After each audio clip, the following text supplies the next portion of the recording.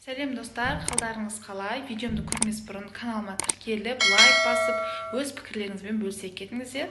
Мен де YouTube каналды қолға алып, YouTube'дан табыс табуға болады екенін мен де бір өзіме дәлелдеп көрмекші болдым. Бірақ уақытылы, тыңғылықты дейма, олай видео сала алмай жүрмін. Сондықтан маған кішкене ғана қалды. 1000 оқырманға жетуге кішкене қолдап кетсеңіздер мені. Негізі менің мамандығым медицина саласы.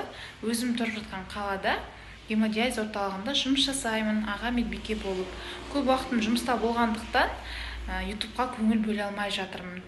Негізі сіздер қолдап жіберсеңіздер, пікірлеріңізбен, лайктарыңызбен, подпискаларыңызбен қолдап жіберсеңіздер, ол маған өте үлкен мотивация болатын еді. Алдағы уақытта медицина жайында қажетті бір сұрағыларыңыз келетін ақпарат болса да сұраңыздар. Мен негізі басында кейбір заттар YouTube'қа салуға болмайтын болғандықтан медицина саласын қолдамай қойдым. Негізі менде ойымда көп деген идеялар жүр, бірақ уақыт тапшылығына байланысты сол іске аспай жатыр. Алдағы уақытта міндетті түрде бір қалыпты, бір бағыттағы контент болады. Кішкене мені қолдап кетіп, жаңағындай 1000 оқырманға жеткізіп, мен видеоларым соңына дейін қарасаңыздар, YouTube'да 1000 оқырманнан бөлек 4000 сағат қаралым да жиналу керек. 4000 сағат қаралым жиналған соң біз монетизацияға қосыламыз. Сол кезде менің видеомды көрген сайын реклама шығады ғой. Мысалы, қазірде менің видеоларыма реклама шығып жатыр да, бірақ ол үшін маған төленбейді.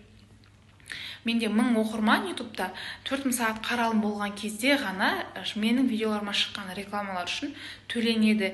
Егер сондай нәрсенің рас екенін мен осылай дәлелдесем, негізінде мен YouTube'ды бастаған себебім қаншама қыз-келіншектер декретте отыр, жұмыссыз отқандар қаншама, солардың өмірде осы күнделікті үйінде істеп жатқан, баласына қарап жатқан, баласымен ойнап жатқан, даже тамақ істеп жатқан барлығын монтаждап YouTube'қа салып, жаңағы YouTube'дан табыс алады дегенге айтқым келеді, бірақ ол үшін мен өзімді солай жеткізуім керекші. Мысалы, кез келген нәрсе оңайлықпен келмейді.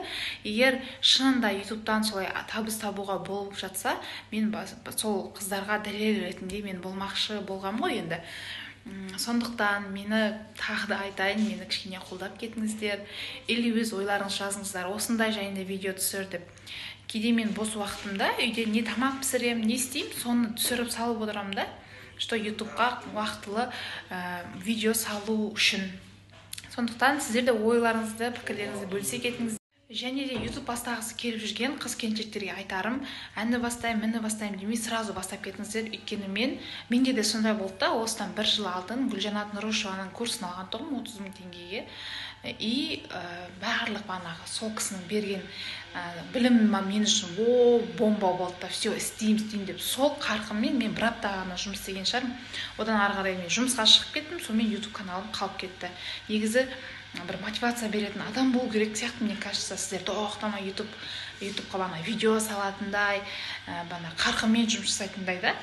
Содан кейін осы жақында өзіміздің қаламыздан Ләззат Аязова деген қыздан тоже YouTube жайында курс алдым. YouTube'қа сіз әйтеуір канал ашып, әйтеуір номер тіркеп, пароліңізді ұмытып қалу деген жоқ та, жаңағы видеоларыңызды қалай саласыз, қалай обложка қоясыз, қалай текст жазасыз, қалай хэштегпен жұмыс жасайсыз, қалай YouTube'ды ашып, жай ғана видео салып қоя салмайсың да, оның өзінің правилалары болады, кезең-кезеңмен не істеу керек деген сияқты. Егер сіз 4000 сағат қаралым, 1000 оқырман жинасаңыз, қалай тіркейсіз, қалай сізге код келеді, қалай сіз карточкаңыз тіркейсіз, қалай айлыға отырасыз деген сияқты да.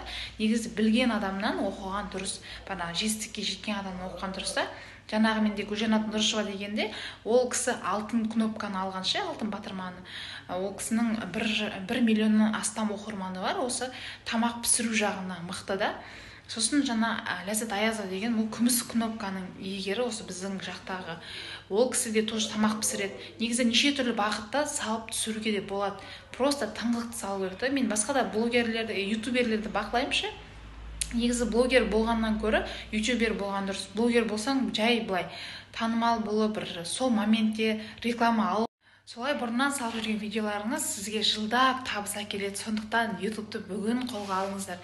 Және мен YouTube каналыма тіркеліп кетіңіздер. Алдағы уақытта керемет деген ақпараттар болады. Егер қандай жағынан ба, YouTube жағынан ба, немесе медицина жағынан қызықты сұрақтарыңыз болса, мен сізге ақылы демей-ақ қойын, бесплатно өзім білген біліммен бөлісетін боламын. Каналыма тіркеліп, лайк басып кетіңіздер.